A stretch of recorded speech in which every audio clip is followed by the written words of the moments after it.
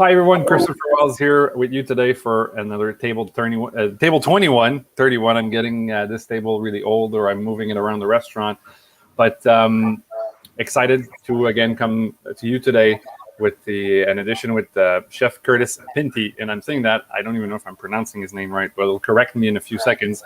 I'll bring him in and I'll let him know about, I'll let him tell us about his background, but I just want to tell you how Curtis came to join me on Table 21. I was, scouring LinkedIn and looking at some different posts. And after 2-3 of this post, it caught my eye about ghost kitchens and basically maybe some of the things that they're not doing right. Very popular right now. The ghost kitchen concept, where somebody doesn't have a storefront, doesn't have a dining room, where it's basically a brand, a kitchen, wherever that's established, that basically only delivers food, right? Or does takeout in certain cases, but mainly does delivery.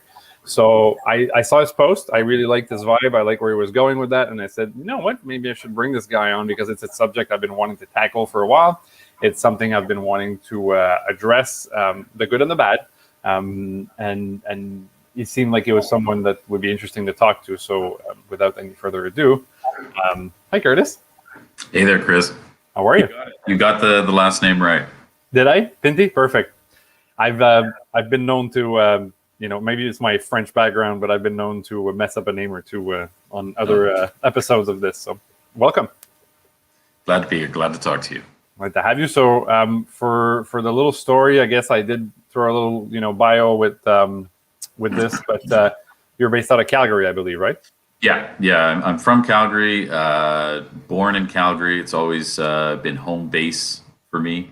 So that's currently where I'm at. Yeah. You're back there now. So I'm curious to know, every time I do an interview, I ask people, obviously there's a theme here that I want to, touch on with you today. But before we get there, I talk with chefs, I talk with sommeliers, I talk with food suppliers, I talk with a bunch of people, and I'm always curious to know, what's the origin story? Like, what brought you to food? I think I read somewhere, you've been in food for, I don't know if you could correct me, 10, 15 years or something like that. So I guess you may not have started there, like when you were, like, so a lot of people say, oh, I started this when I was 5 in my grandfather's restaurant or whatever. But yes, I'm kind of curious to know what brought you to food, and then pick your brain a little bit about what you've done, because I know you've traveled and you've worked in different countries. So I'm curious to know what it is. But what brought you to the food world? Well, like you said, it was, I started a bit late. I didn't start cooking till I was about 24. I'd never worked in a restaurant in my life. Always loved food. I grew up all over the world, mostly, the Middle East. I spent over 10 years living in the Middle East. So I was always used to trying different things, seeing kind of different styles of food. But I never did cook. I went to university, got a history degree, and I was going to be a teacher. Tried it out for a little bit, worked in the local museum for a few years, and decided it wasn't for me. And I was at work one day, and I used my break time to apply to the cooking program here in Calgary, and 2-year program. And since then, I haven't looked back. I started working in Calgary for a few years. After that, I moved to India. And so it was always something, since I'd lived abroad, I wanted the chance to get out of Calgary again. And so when that opportunity came up, I took it, I grabbed it. And so I worked as the head chef for the Canadian Embassy for 2 years in Delhi. That's amazing. And I was really curious when I saw that, because, your experience shows that you've moved around. I guess, the traditional thing is you went to school in Calgary, probably worked at some restaurants in Calgary, you got some experience, and eventually you had the opportunity to go and work elsewhere. So you worked for the Canadian Embassy in, was it New Delhi? New Delhi, yeah. New Delhi, right? I took a note, but I'm like debating my own notes right now. Yeah. So I'm curious to know, I have a buddy who's a chef in Ottawa, got to travel a bit through his work. Actually, I'm trying to get him on here, but he's the chef for Prime Minister Trudeau. But he was a local chef when I lived around that area, and he got to go, to Dubai and different places to do, I guess, put Canada forward and stuff like that, which I guess is a lot of what you had to do there. But I'm curious to know, you learn in Calgary, maybe you've traveled and all that, but then you wind up in a completely new country, and I'm curious to know, obviously in the embassy, I guess part of your job is to put for Canadian, I guess, a mix of cultures, I'm guessing, but Canadian food and all that. But sourcing must be completely different, and supply chain and all that. And I'm kind of curious to hear like even some anecdotes, or just how the day to day is when you get there.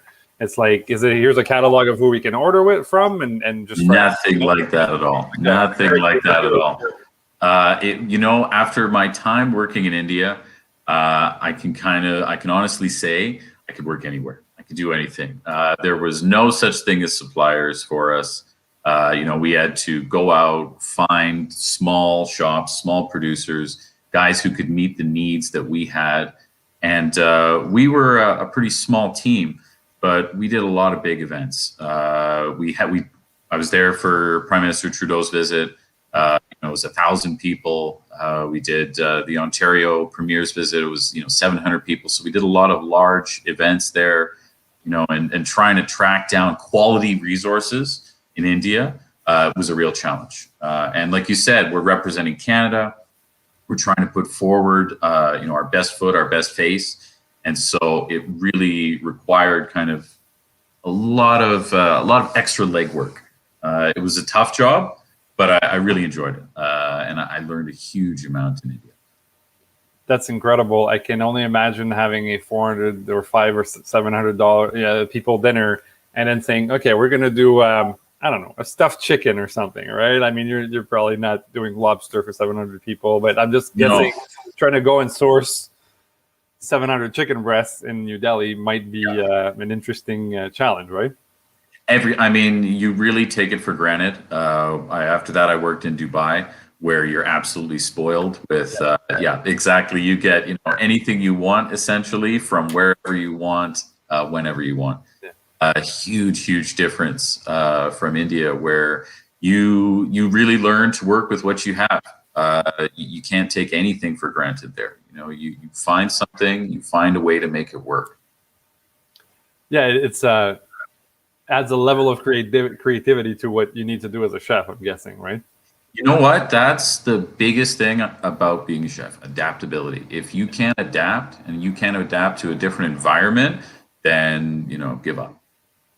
Any fun story that, I'm going to put you on the spot, maybe there isn't, but any fun story you remember from India where you have some kind of dignitaries or special dinner and it's 12 o'clock the day of and you're still trying to source or find something or you have to switch your menu around, or you have to run around town and find something? Or? Every single day. I was blessed to have a market nearby. But the thing that shocked me, well, it didn't shock me, but always was a surprise and hard for me to work around at the beginning, was India is a very religious country. And so you really had to pay attention to a lot of the religious feelings.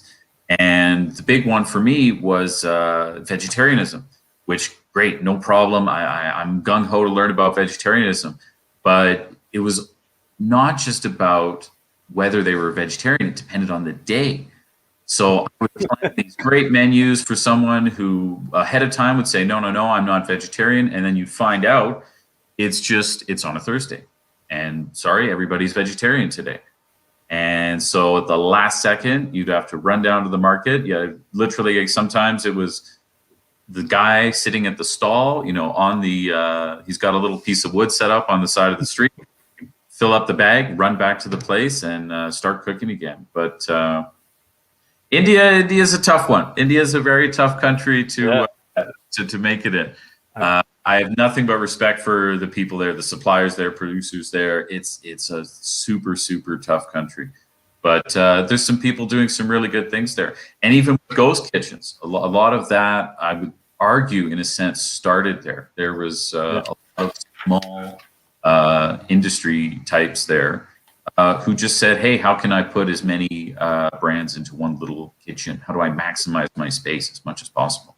Yeah, really interesting. And I can only imagine when there are sensibilities towards religion in certain days, that if you show up at the market running saying, okay, I need to make change this meat, basically focused meal into something vegetarian, there might be some scarcity at the market if everybody's eating that way that day too, right? So I can only imagine the layers of complexity there. Huge. I mean, you had to be careful, if you wanted to buy a bottle of wine for for your cooking, make sure you bought it before there was a dry day in Delhi. And in that case, you're going to a lineup with, about 50 guys all wanting to get their can of beer for the day off. Amazing. Before we move on, you talked about India. Curious to pick your brain about Dubai. When you say, two different worlds, especially when it comes to sourcing and stuff like that. What are some of the products that you discovered or fell in love with while you were in India, like that are, maybe more local products or stuff like that? Or I don't know if you discovered them or, again, we fell in love with them, but I'm sure there's stuff that you probably put into your toolbox of like your chef toolbox. But I'm curious to know a few things that we may not know here or we may not have heard of. But. For the one for me that I fell in love with the most in India was green chickpeas. Fresh green chickpeas. I'd never seen them in my life. Like I said, from Alberta, lived in the Middle East. So of course, all I'd ever come across was dry chickpeas, use them for hummus, things like that. Maybe make a salad out of them. But I'd never come across fresh green chickpeas, which have a completely different taste. You can use them so many different ways. So for me, as far as Indian produce goes, that was one that I fell in love with big time. That's a fun one. Do you use it like, I guess, chickpeas usually, like you said, hummus, or I may do the can thing into a salad with some, French shallots or something and whip something nice. But do you make a paste out of it? Do you cook? I'm guessing you can cook it in different ways. The green ones, essentially, any way you would use a green pea, you could use a green chickpea. Okay. Really interesting. Never heard of it too. So I'm sure you've encountered some really cool stuff. So cool. Thanks for that. Then work in Dubai. And like you said, I'm guessing in Dubai you can say I want a 4.8 ounce chicken breast and I want 500 of them, and you're going to get that, which in India probably would have been a lot of work to get. But Dubai was a different experience. India, it was working for the government too, so you really had to be very budget conscious. You had to be very aware of every part of your sourcing. Dubai, it was big hotels. I worked for a very large hotel chain there, and in a very large property, and we were quite busy at times. And the thing in Dubai is that there's a huge amount of competition, and everybody is constantly trying to outdo everybody else with offers, one-upping, on the dishes that can make. I mean, you have people that are covering steaks in gold just to get some attention. So, of course, that's not adding any sort of value to your steak, but anything to grab someone's attention. I'm a salt and pepper kind of guy personally, right? On a good you're from Calgary, like there's some good meat in Alberta, but keep it gold, I guess, on it if you want, right? But yeah, I mean, with a lot of the places, you saw insanely high food costs. To run a 30% food cost in some of the hotels in Dubai. It was, they didn't even bother about it. You might have places that, especially if you wanted to hit those awards, if you wanted to receive those local recognitions, you had places that are running at 70-80% food cost, because they're just using really high-end products. Their staffing's really high too. Their cost on the back end is so high, and they're willing to do it because they know that the restaurants all operate at a loss anyway. They're buying those awards pretty much, which essentially the consultant in me and the guy who's been operating restaurants for 20-25 years is kind of like, ugh, when you tell me this stuff. But I'm guessing also there's a lot of, first of all, you went to, correct me if I'm wrong, you were in India, but New Delhi would be probably the most maybe modern city, or one of the most modern cities in India. One of the most, but you're looking at about 20 million people in the city. Yeah. Compared to other, Mumbai, I'm guessing, or other large cities where I was looking at something recently and looking at the large buildings in New Delhi, and there's a much more, I guess, maybe Western feel to New Delhi than other parts. But if you take India, who in general, is a pretty poor country, like it's growing a lot lately in the last 10, 15, 20 years, but and then you go to maybe from one extreme, and India's not the poorest country, but not the richest either, but very populated, a lot of people that are in poverty, even though a lot of people are coming out of poverty. And then on the other hand, you have Dubai, which is the top of the excess and extreme. And just what you mentioned now, about how restaurants are operated, 70%, 80% food costs. I mean, we're probably talking 180. Basically we're running at a big loss everywhere just because we want to shine. But that's kind of what Dubai is all about, right? I remember seeing a picture of a car cemetery where it was like Ferraris and Lamborghinis, and these are like the abandoned cars, right? So, but tell us a bit about. I mean, obviously, a large contrast between those two places, but what have you seen? Like, it seems like that way of running a restaurant is part of the excess of what Dubai is, right? Or even Dubai or Abu Dhabi in that area. 100%. It goes along with kind of the theme of how the country is run. You really, spend money to make money, which does work to an extent. And I mean, it's shown itself too with some of the big companies that have come out of there, even the ghost kitchen industry. You've had a lot of VC money come out of go into the Middle East. So you have a lot of interest there. You have, like you said, it's very tech forward. There's very high employment. So there's a lot of drive to push things. There's a lot of drive to see, how far can you push the boundaries in Dubai? And when there's money of people willing to invest in kind of these ideas, the sky's the limit in a sense. And I think that with Dubai, they really show that. And the thing is, it doesn't always work out. They've had their issues too. We've seen that recently, with some of the COVID stuff and the numbers that have come out of Dubai, even just population wise, how their population has dropped recently. So it's exciting. It's a very exciting place to work because there is this push to, what can we do? What's the latest, newest thing we can do that's going to push the envelope? And I'm curious to pick your brain. You were there for I don't know how long. It's about 3 years in Dubai. So my perception is and I'm pretty sure that it's wrong, but I'm curious for you to enlighten me a bit. But my perception is, the concierge at now I'm trying to name that super tall building, but Burj Khalifa. Burj Khalifa, thank you. The concierge or the dishwasher there basically drives a 3-year-old BMW and lives in a $800,000 condo. It's just every time you look at stuff in Dubai, or do these people drive out in the suburbs and they live in I mean, there is massive disparity in Dubai. That is one of the unfortunate things. That, of course, part of the reason that they can spend this money on projects and really invest in the top end of things is because down near the bottom, people are struggling. Yeah. So I mean, you don't have people, like you said, if you're working in one of these big hotels, the labor camp is not nearby. So it's tough. It's tricky because there's there is a bunch of disparity going on there. Yeah. But at the same time, it's progressing. It's gotten a lot better. But there's still things that need to change there. For sure. I mean, there are disparities everywhere, right? I mean, they're in Canada, they're in North America. There's and I think everybody's getting hopefully more and more conscious of that. Can you give us an idea of? I'm curious. I don't know if in your case you're a chef, you're coming from the outside. They probably really like that to have an international chef coming in.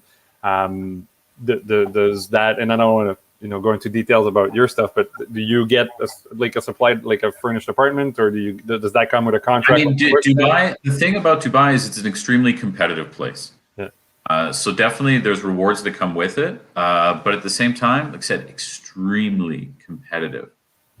The thing is that since everybody knows that there's money there, people are willing to come. People want to take a chance on Dubai, and so your job is always on the line there. You got to perform. There's never an opportunity to slack in Dubai. Would I say that the pay is, are we getting paid gold bars and bags of cash over there? No. But No. with salary, I'm just curious, like even without what you necessarily you were doing, or to get into your personal stuff. But I'm curious, like let's say just for just because I'm curious and I've never had the chance to talk with somebody that worked there. But let's say tomorrow I worked more on the service side all my life. I accept a job as a maitre d' in one of the nice restaurants in a hotel. Okay, I'm expecting that I'm going to work. If I work 60, 70 hours a week here, I'm probably going to work 80 there because it's a demanding place, and I can imagine the demands. But salary-wise, like in management position, am I making something comparable to New York, Montreal, Toronto, or management definitely you're making comparable or more. It's the workers; those guys are definitely not. But at the same time, it's all about comparison. You have to think about a lot of people they're trying to attract to these positions. Yeah. So for people who I worked with people of every nationality in every position. So there's opportunities there for everybody, definitely. But you got to fight your way, up the ladder. And at the bottom, it's not the greatest pay, but when you fight your way up, definitely the compensation there can be very good. Yeah, I was just curious to know, like, can I get a job and get an apartment in Dubai and live a decent life, or do I have to live outside of Dubai? And no, you can. You can live. I lived in a place that wasn't, with Rolls Royces and BMWs, and I lived a comfortable life. Yeah. It's just every time I've looked, it's like you look at a bunch of small normal houses and they're like 4 million each, and I'm like, damn, like everybody's a millionaire. Like that's a perception. I think there's a lot of the face that gets put out to the world of Dubai, and then there's also the reality of what the vast majority of people there working every day are facing, which is living in your average apartment, your average home. Yeah. That's nothing glitzy, nothing fancy, but it's a good place. So there, and of course you do have the small chunk of the country that's driving around in gold Bentleys and But I guess from the outside that was my question or perception is like, can I just have an apartment and live there, and is there like a normal restaurant scene, or is it just gold-plated stay or gold-covered steak? Again, I think I read something recently that Dubai, I think it's number 2 for restaurants per population. So you have a wide variety of stuff there. I mean, some of our favorite restaurants, I was there with my wife. Some of our favorite restaurants were places where you'd walk away and spend, $10. Yeah. And you'd be full. Of course, there's places you can go and spend insane amounts of money. And it's like the appeal of everything there. The idea is bring tourists in, maybe you treat yourself to a gold steak once, but then you can get a shawarma down the road for a couple bucks. So it actually has it's a very interesting food scene, especially since it's such I don't quite know if melting pot is the right word. But it's such a nexus in a sense of different cultures in the area, so you can get such a variety of things too. Yeah, really cool. Yeah, because my perception and I feel if I ask 10 friends, they probably you see that top 10% of Bentleys and but I'm like there's so many people there that has to be like everywhere as a regular scene of I was in Hong Kong last year and you can do the local restaurant, but I also went to a Michelin star chicken restaurant that just got a Michelin star recently, and then I went to this cool French wine bar, and I was drinking Gamay from the Beaujolais in the side street in Hong Kong, and then one night, and I did some local restaurants obviously, and then walked around close to my hotel one night and found a microbrewery that was really cool and tasted a bunch of beers, and I could have been in Toronto and New York and Austin, Texas, and Dubai maybe. So I know Hong Kong has that, and we've been to Taiwan and had a similar experience where you can find. We wound up in a really cool vegetarian restaurant with a couple from Ottawa, so that we're operating that there, right? So it's I guess there is a little bit of everything everywhere. Did you in India something similar when it comes to a restaurant scene, or maybe not so much? I'm guessing, but India's tough. I mean, India food is ingrained in every moment of your life. It's different. It's different levels. There's street food everywhere. There's accessible food for people absolutely everywhere, and it's cheap, it's tasty, it's available. And so for me, I love that kind of stuff. I was all over that. And then you do have quite the jump.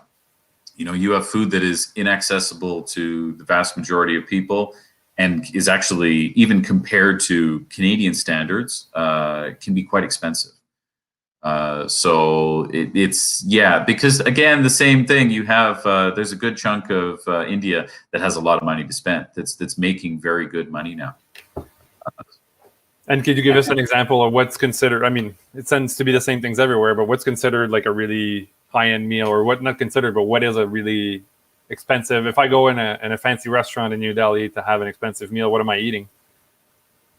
It depends. So again, like we said about vegetarian food, Yeah. vegetarian food is so big there. You go to, yesterday I went to a dim sum restaurant. And you eat a dim sum here, and you're eating pork, you're eating beef, you're eating chicken, you're having starch and vegetables. You go to the restaurant in India, a dim sum restaurant, and it's amazing the variety of things you'll get that are all vegetarian. The different varieties of dumplings and things that are all vegetarian. So it's impressive when you can go into a high-end restaurant and you can find a vegetarian meal that's still priced at a high point, and it's been paid attention to. I think a lot of times vegetarian meals here kind of end up being an afterthought, unless you are one of these vegetable-forward restaurants. Whereas there you can get set meals, set 5-course meals that are focused around vegetables, and people don't have any sort of issue with that whatsoever. They don't feel like they're being, ripped off or something like that. So that was always something impressive in the high-end restaurants there. There's a lot more attention to those vegetarian meals. That's really interesting because we're so not used to seeing that, right? I was in Chicago a couple of years ago with my lady, and we were. I was looking at the menu from Grace, which has since closed because of, I guess, partner problems. Yeah. But there's a documentary about it that I forget. I think, wasn't that chef named Curtis too? I think, but I forget his last name. But do you know the restaurant I'm talking about? Curtis Duffy. Yeah. So Grace. So I look at the menu and I'm like, yeah, we're not gonna. We're there for 4 or 5 days. We did the crazy. We went to a football game. We went to an NBA game. We had a good weekend, but I'm like, yeah, we can't do Grace. But then I looked at the menus and I forget what the price point was, but it was like same price point for the meat menu, like 7 courses, and then 7 courses on a vegetarian at like $300 a cover. And I was like, I mean, it's the same detail, right? It's just my habit of, I don't see duck, I don't see lamb, I don't see that, those expensive proteins I imagine, but then the vegetarian 7 course was maybe, I don't know, maybe $25 or $50 less, but there was still a high price point. I'm like, we're so not used to seeing that. But I guess there's more and more of that happening anyways, but. It bit by bit, but like you said, people aren't used to it too. And especially someone who's a meat eater, is going to have a hard time saying, wait, I got to give up a nice piece of meat that comes from wherever, that has this story behind it and everything. Yeah. And I'm going to pay, like you said, a comparable price for a vegetarian meal. So that was tricky. So that was one of the fun things about India, is having a crowd that was very receptive to vegetables. Yeah. And they weren't always looking for that hunk of meat on the plate. And I mean, my vegetarian friends or listeners are going to maybe hate me for this, but I have so many amazing vegetarian dishes that I've had. I'm like, all that's missing on this is a braised piece of meat. A piece of bacon. But, I've been trying myself to be more open and even big meat eater, but even with fish, right? I remember last summer here with some friends, I was like, okay, let me try to nail something. And I wound up making like a broth with lentils and a poached fish on it. And I'm like, this is pretty good. Like, I mean, it's my mind is fixed on the whole meat thing, but they are. And I was trying from that to think how I could turn that maybe with mushrooms into a vegetarian dish and do all kinds of good stuff. But I guess a lot of people, we're all trying to open our minds and find a better way of cooking it, other than the, like you said, right, the boring classic. Oh, there's a vegetarian option on the menu, so the vegetarian people don't complain. But it's often not a lot of thought put into it. So, No. really interesting stuff. Thank you for that insight into your travels and where you've worked. I guess after all that, you wind up working with a company called Kitopi, which Yes. I didn't really know much about. But I guess the tagline, just to give people a little bit of background, is Kitopi is the world's leading state-of-the-art managed cloud kitchen platform. So with that little blurb, tell us a bit more, because I guess that's your entry into discovering ghost kitchens at a deeper level and getting comfortable with them. And then I'd like our conversations to go into ghost kitchens and talk about that. But tell us a bit about your experience with Kitopi and what you've learned there and Kitopi it was a crazy time. It was great. I learned a lot. When I joined, the company was, I think, about a year old, and had a few kitchens in the Middle East. And I was brought on with a team of chefs, and with the goal of kind of keeping track of the food that we were producing. As you said, Kitopi's model is to completely cover the operational side of a brand. So Kitopi provides all staff, facilities, ingredients, absolutely everything. And the partner brands with Kitopi are brick and mortars, virtual brands, they're international brands, they're local brands that come on board with the company, and Kitopi produces their food and potentially takes it to other countries, which when I worked with them was the case. We opened kitchens in London, New York. I was part of opening those kitchens. At the same time, my counterpart was opening kitchens in Saudi Arabia. We had kitchens that we were opening in Kuwait and expanding more throughout Dubai, throughout Abu Dhabi. So it was a very busy time.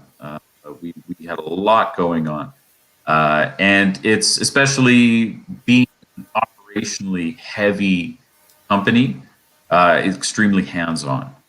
It's interesting working with the virtual brands. These virtual brand companies, because they approach things in a different approach. They can kind of take a little bit more of a laid back approach, I think, in a sense, to kind of develop things, take the time, see how things play out. Whereas from the ghost kitchen perspective, the operator's perspective, you're focused on the everyday. How can I get numbers up? How can I get quality up? How can I get ratings? Every single, every moment of every day is essential with these the margins that we have kind of built in. Yeah. So let me just maybe do a little before we get into the whole ghost kitchen talk. I always like to approach things with there are principles and practices in business, right? So while practices may change, and one example I always like to give is, before, and some people still do, you take a reservation into a book, right? And then you'd write Christopher Wells at Friday, two people for, here's the phone number. Now, most restaurants do online reservations because, it's easy to track. They can track the guests' information over time when they've last visited. People can go and reserve themselves directly online. A lot more control over the guest relationship over time, and if it's used properly. So practices may change. Principles don't change, right? Our guest is always right. We want to provide value. The way, the core of what we do is about the quality of the product and the value people feel they get for the product. If it's in person, the atmosphere, the decor, different things all matter, right? It's not about just, some people say, oh, if my server, no, it's not just about the server. It's not about how many options are on the menu. Some great short menus have had a lot of success, right? So principles don't change, practices evolve over time. I see personally, and you correct me, I'm open to disagreeing, but for me, ghost kitchens is a practice, right? So a restaurant used to be, you obviously went and sat down, and then you sat down and you ate there, or you ate at the counter, and then eventually 50 years ago, people started doing delivery and started having fleets of cars where they would deliver, and that usually was kind of really built into a specific concept. And then over time, we started seeing over the last 10, 15 years, maybe more so in the US, but even here, we're both based in Canada, but more of those third-party deliveries that would basically take a bunch of restaurants' menu and deliver them. That brought people into saying, I don't need a storefront. I don't need a dining room. I don't even need a counter in certain cases. I can produce food that I basically only sell online. And that's it, So I guess the ghost kitchens can be tweaked in different fashions. Some people will have a operating storefront that they do, ghost kitchen in the back and even operate a few brands. But now there's a gold rush to ghost kitchens right now. Everybody wants to get into the ghost kitchens, whether from the users and the chains I'm talking to that are using piecemeal, or my clients that I've had as a consultant before, or all that stuff.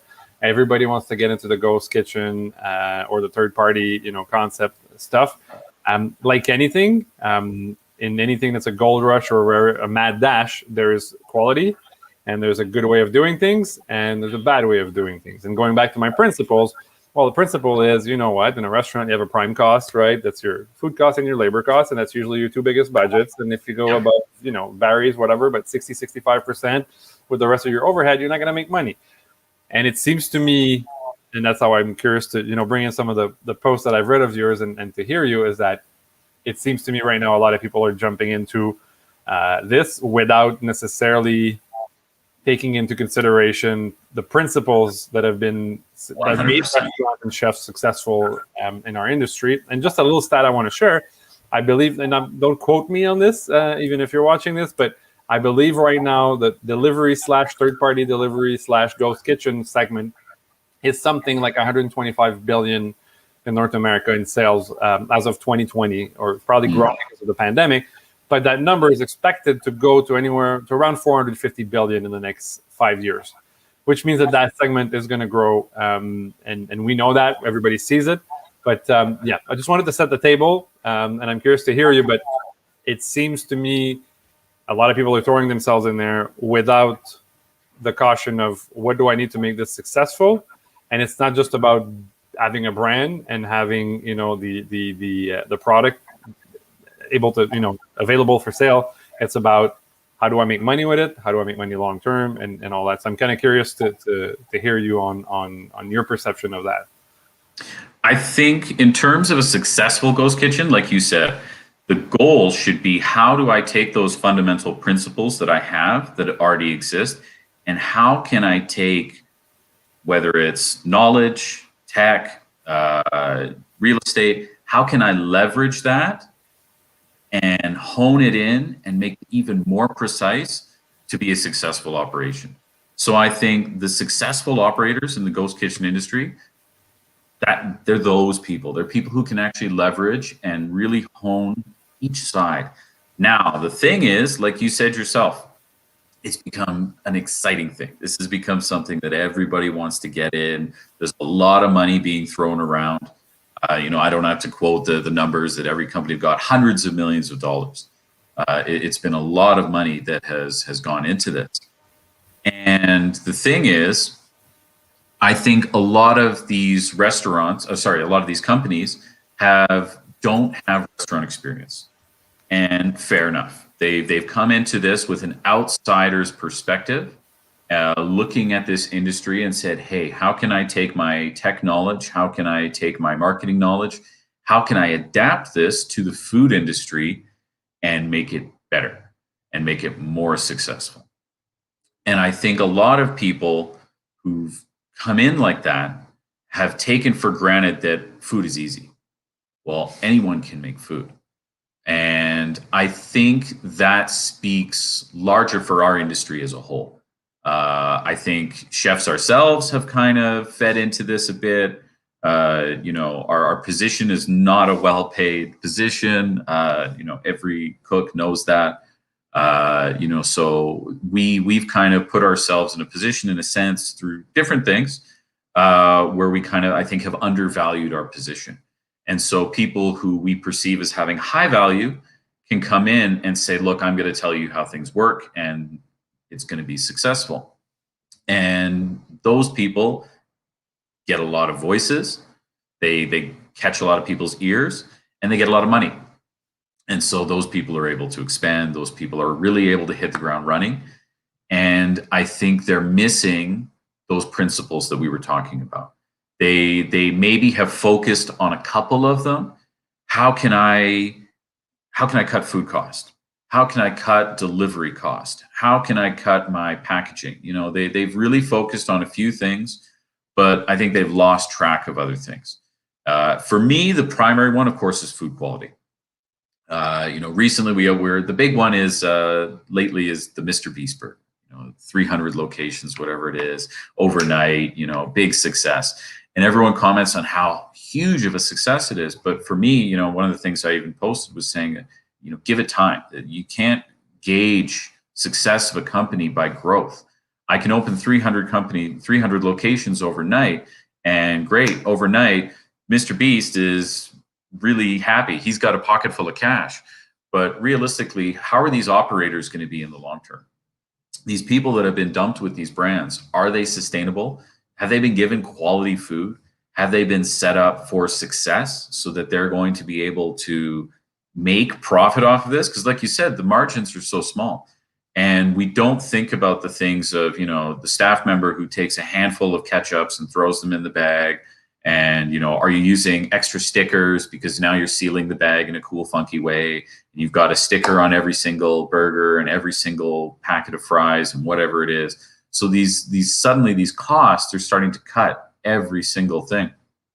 But it's the operator who suffers. It's not the company at large. They're happy to kind of see the money that comes in, that comes with big, fast growth, but it's not sustainable. It's not looking at the long term. So I think that's one of the biggest pitfalls of this industry, is that people are really sucked into the money that has come in, and they see these the people who are giving the money. They want to see results. They want to see growth. They want to see expansion. They see opportunity in every country, and they don't want to miss out on that opportunity. And one of the things that I always remember, and I always try to kind of hammer into the heads of people when we talk about ghost kitchens, is that ghost kitchen companies, virtual restaurants, ghost kitchen, they always talk about how it feels that they are in competition with one another. My model is the best way. This is, the way you should be producing food. But I think it's so short-sighted, because if you are a operator and you have pizza brands, burger brands, whatever in your kitchen, it's not another ghost company, virtual restaurant company that's going to be your competition. It's every other burger restaurant on your block. It's every other pizza restaurant that's in your country, that's in your city. Those are the people you got to worry about. And I think we miss track of that when cities just become names on a list. Great, New York is a great market. The Middle East is a great market. South America is growing huge right now. Indonesia. So it's just quick to kind of look at those and go, well, we have to expand in those areas because other competitors are doing the same thing. Well, pizza is not going to suddenly shut down overnight in Indonesia. It's not going to suddenly shut down overnight in South America. Make sure you have all the fundamentals in place first. Make sure you have a great quality product before you start expanding. Make sure you have some sort of system in place, some system of accountability and traceability on the quality of your food. When you have 300 locations all over the place and you have 25% of them that drop down to below a 3 rating, who's there to follow up? Who's there to make sure that the food is being prepared in the correct way? Who's there to put their hand in and say, look, the brand is suffering because you guys are producing bad food? There's nobody with a lot of these companies. It's that's not the goal at this point. The goal is grow, grow, grow. So I think there's a lot of kind of missed opportunities at this point. Because people want to go fast. And of course, fast gives money. So it's hard to turn down money. Totally agree. I think there's a lot to unpack in what you just said, but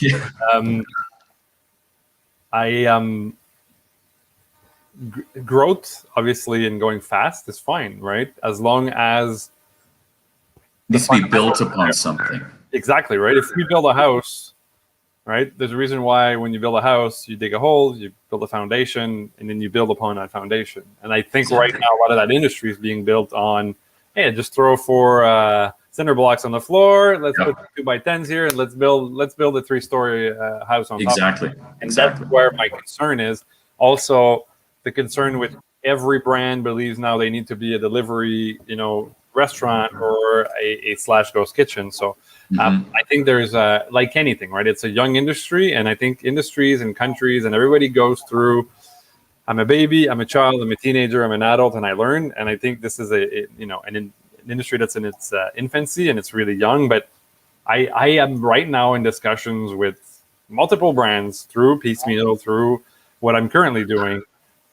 And I'm talking to people that have opened up ghost kitchens, and they have absolutely no clue as to how to operate a restaurant. Yeah. And especially based on a delivery model. Exactly, right?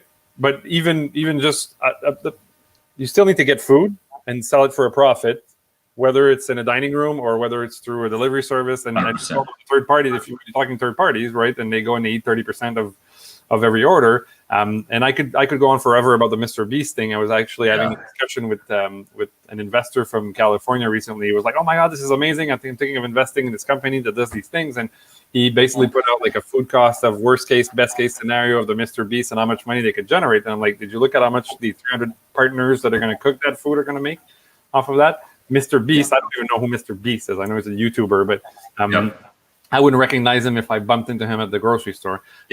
But it's you can generate a lot of money, but are these partners making money? And my big concern when it comes to these things, and you hit the nail on that, is the quality of the food, the quality of the experience, right?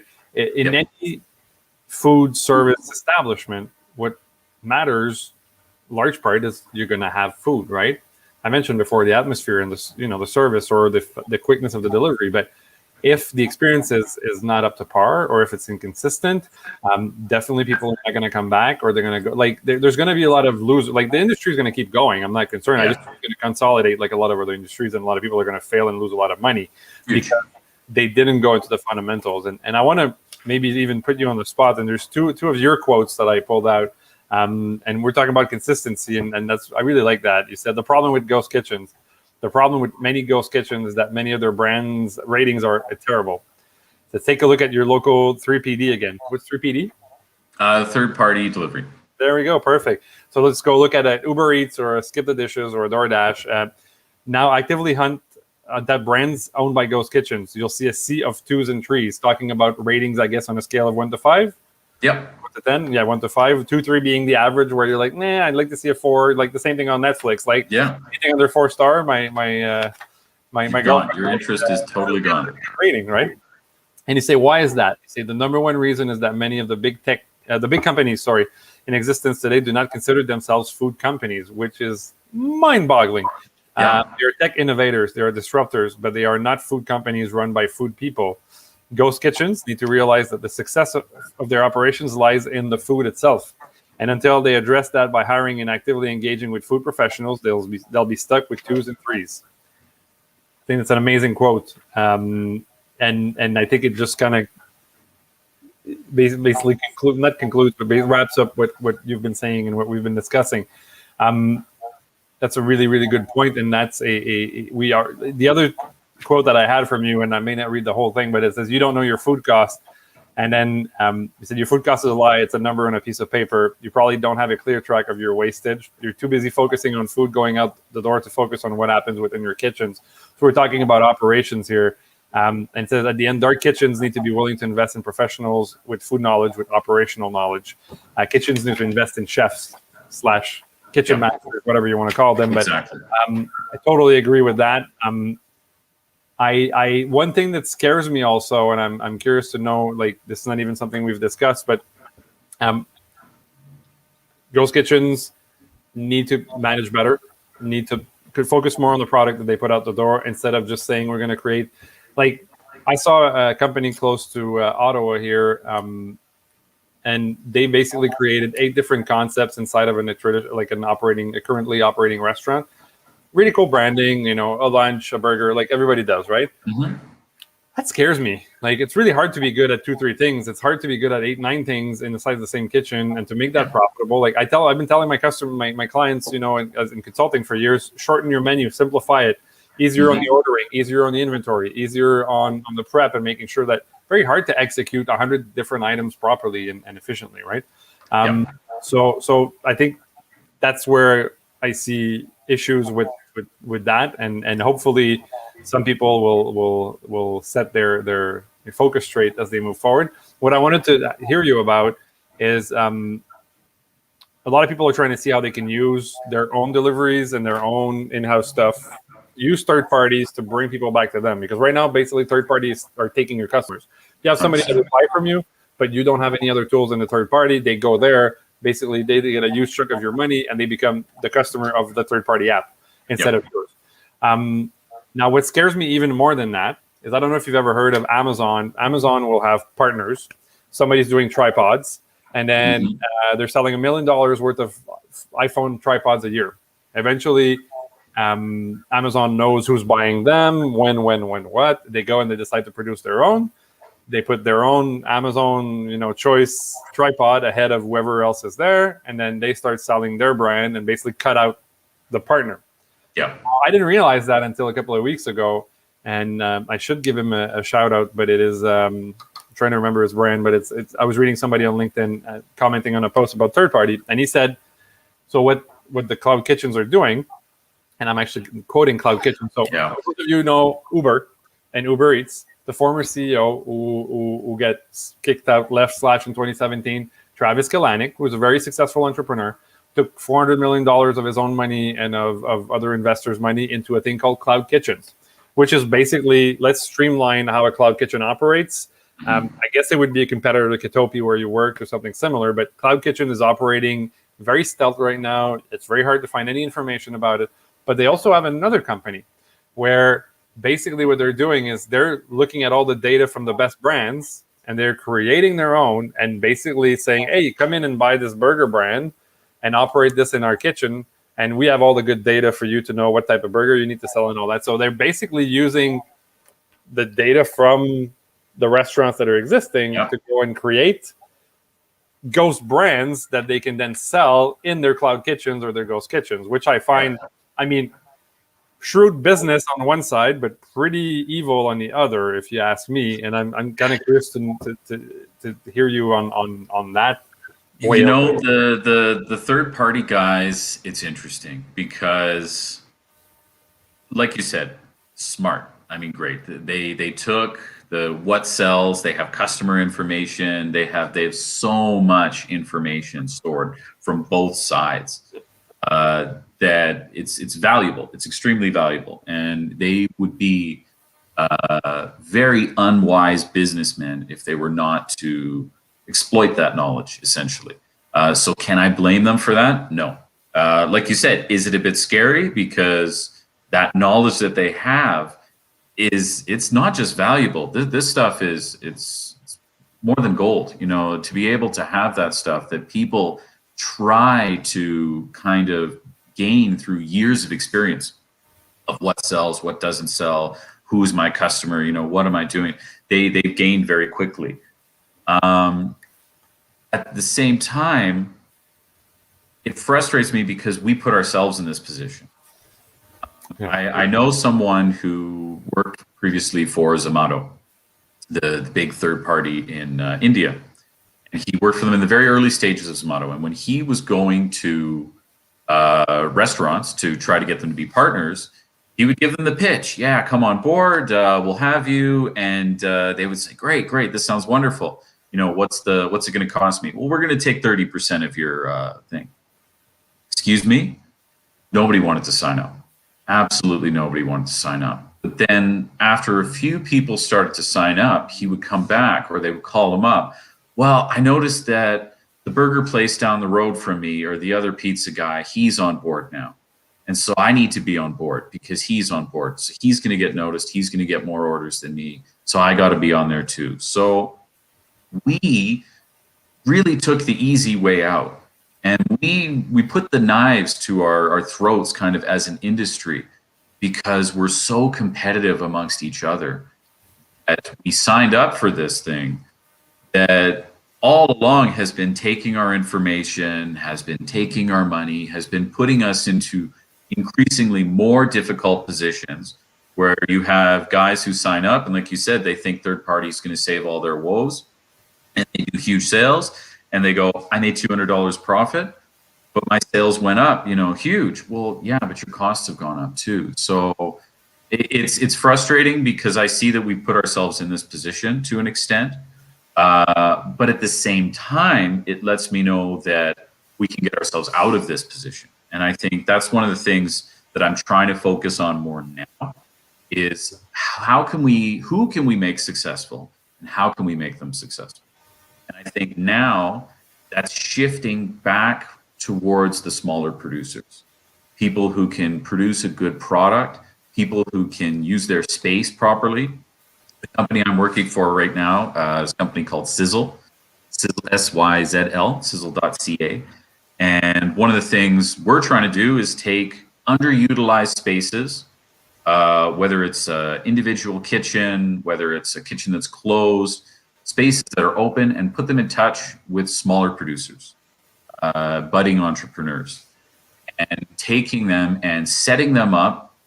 And how do we set both those sides up, bring them together, and set them both up for success? Because I think, like we've been saying the whole way through, these operators are getting screwed the whole way through.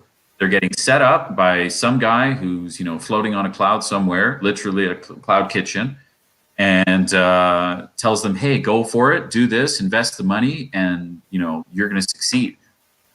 And then flies away and forgets about them. So I think that's really needs to be the focus right now, is how do we set up small producers? Because they're going to be the guys who can grow a business, I think, organically and sustainably, versus these big producers who, we talk about Uber, but does Uber make any money? No, they make nothing. They're a business that's self-sustaining in a sense, just through money, through VC investment. So that has to bubble. That bubble has to burst at some point. And I think there's a lot of that going on with Ghost Kitchen. A lot of people are concerned with that right now, right? The famous bubble from 2002. Like everybody's like, we've been in a bubble for 10 years now. It's something's got to give at some point, especially when you look at all the big third parties, right? They're basically all operating at a loss, right? The strategies burn cash and throw it at each other. And they're subsidized, which is crazy too, right? Like you said, we did this to ourselves, right? When they're subsidizing the orders, right?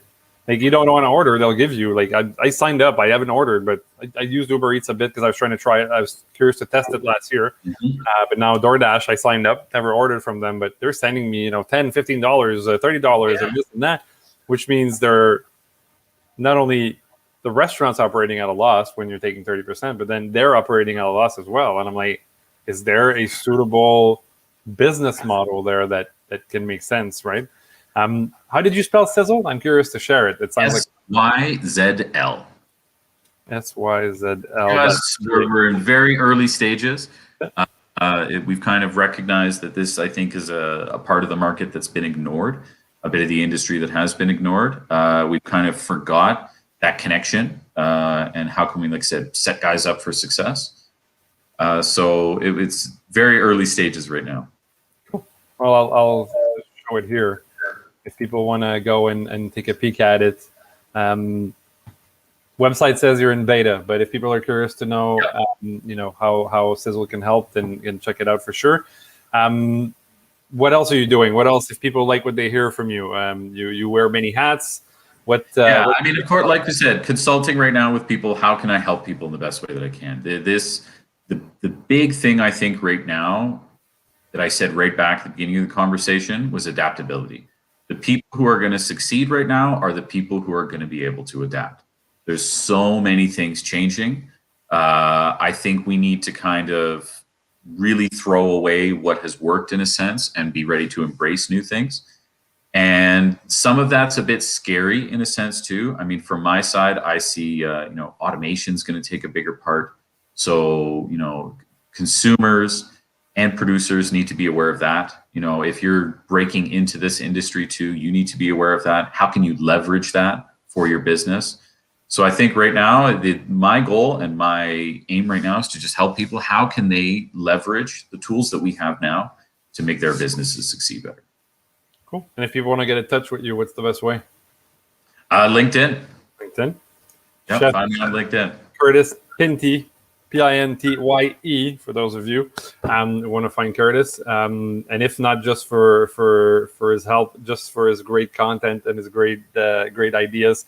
Curtis, it was a pleasure to have you on and to chat. Thanks for the insights, and looking forward to seeing where our crazy industry is going when it comes to that. And hopefully we'll cross paths in the future. Definitely. Thanks for having me, Chris. Love to talk. Bye.